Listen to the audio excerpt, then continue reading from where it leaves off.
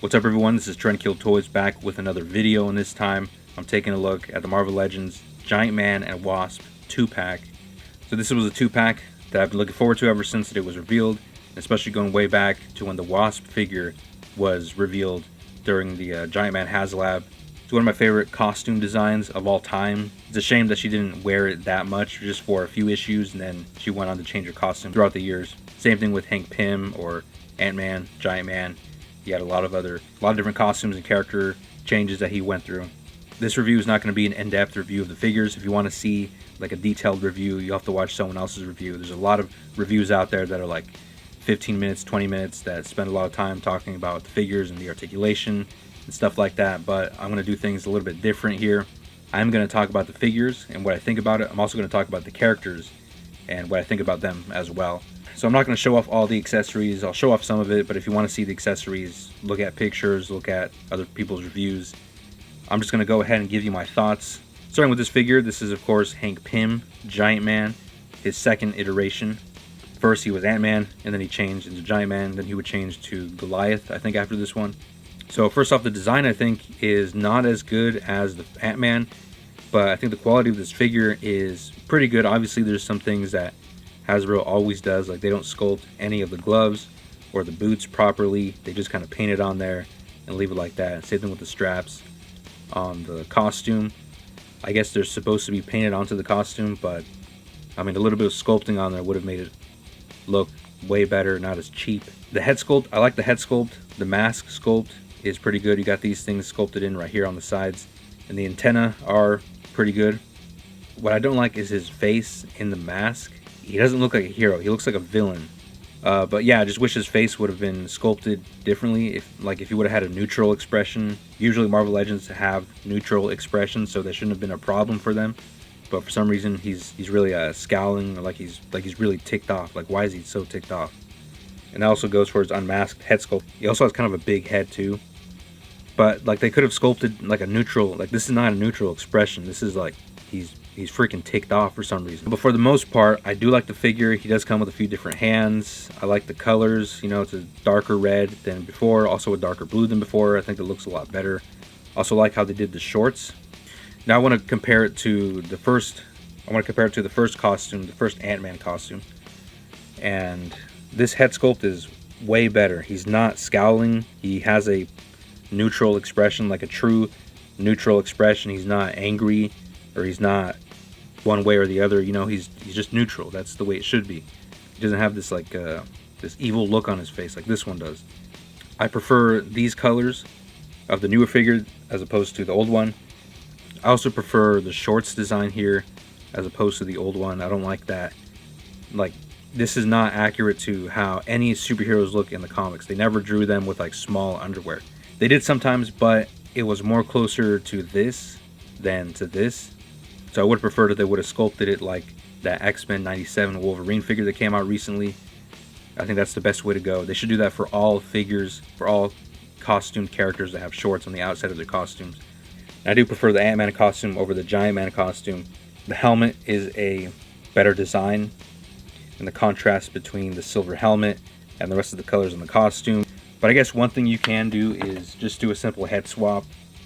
And honestly, it looks fine, doesn't really bother me, but it's still not like 100% that perfect Ant-Man that I want. I don't think they're going to make another one anytime soon, but for now, this is like the best that we got. He also came with a lab coat, which is kind of big, but it's always nice to have, you know, different jackets and stuff like that to put on other figures. Doesn't really work for this figure. Moving on to the Wasp figure, like I mentioned before, this is one of my favorite costumes of all time.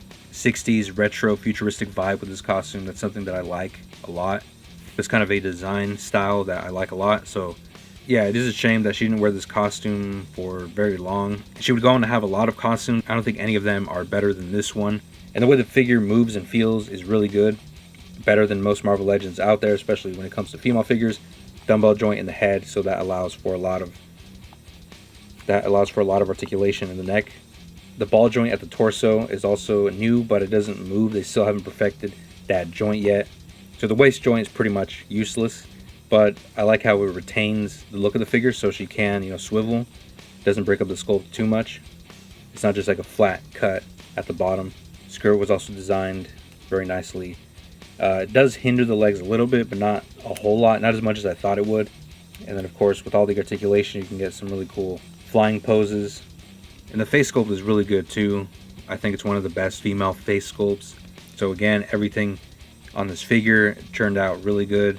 One thing they should have done, but they didn't, was sculpt the boots on the outside of the leg. They didn't do that. You know, they almost never do stuff like that, but they did sculpt the gloves on. If I had to rate this figure, it would be an 8.5 out of 10. If they just would have fixed the torso, they could have done the torso a lot better than this. I don't know why they're not. There's so many other companies out there can do this torso a lot better. You know, maybe I can heat it up and trim some of the plastic to get better range. And then she also has an unmasked head sculpt, and I've also made like a civilian custom here. So the face sculpt is like, to me, it looks slightly different. I think it's something with the cheekbones. They're just more exaggerated on this face than in the masked one. The hair's pretty nice. I see what they were going for. I just don't think it's that accurate to the comic, but it still looks very good. So really cool to have these figures in the collection. And like I said, I wanted to finish that first Avengers team. So like I said, really cool to have the early Avengers team. Iron Man had his gold armor at that point, but I prefer Mark 1 over Mark 2 Iron Man, the silver Iron Man over the gold Iron Man. But then I can also put, you know, a couple different Iron Mans that you can put in there. So yeah, really cool to have this. You can also see how the Ant-Man and Wasp figure scale with some of the other figures. Here's a few other Avengers. Here's my custom Wasp from the 2000s. It's kind of some parts that I just threw together. I like that costume as well. So this is using that old Wasp figure, double jointed arms, and then G.I. Joe classified hands. And this head sculpt is from the TMNT Power Rangers crossover Lightning Collection April O'Neil head. So as far as the characters are concerned, I don't like how they were handled in some of the comics, you know, especially some of the later ones. I don't like how they portrayed the relationship between Hank Pym and Jeanette Van Dyne. I don't like the direction that they took it in. You know, everyone always likes to bring up the fact that Hank Pym hit his girlfriend. You know, he gave her a black eye, he threatened her a couple times and insulted her and whatever. It wasn't for no reason. Like, come on. Yeah, so because of all those things, that really ruined that character of Hank Pym. Like, that's always going to be a stain on his legacy. You know, every time you bring up Ant-Man or Hank Pym, people always bring up that thing that happened. And people blame Hank Pym. They say, you know, how can you like Hank Pym or Ant-Man when he did this and whatever. I don't treat it like that. I don't see it that way. I see it as the fault of the writers, obviously. I don't know why they wrote that.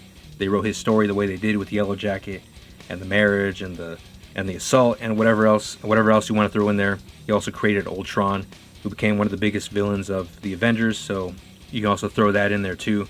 But I see that as a fault of the writers, like the writers making dumb decisions, not Hank Pym, like, oh, this ruined Hank Pym's character, now you can't like the character anymore, or if you like the character, you're some kind of weirdo now. But the point I wanted to make is that in my mind, Hank and Jeanette, you know, the relationship might not be perfect, maybe some things happen. In my mind, they're a good couple. That's what I think of when I see them. I especially like the way the relationship was portrayed. It was like a one-issue comic. I think that's probably the best representation of their relationship, and I think that's the way that it should have stayed, you know, moving forward with some of the other comics. Anyways, I just wanted to say that because no one else is really saying it, so it had to be said. So that's everything I wanted to say about these characters, about these figures. Let me know what you guys think about my opinions. Let me know what you think about these characters, about these figures. Let me know in the comments. That's all I got to say. So I'll see you guys in the next one.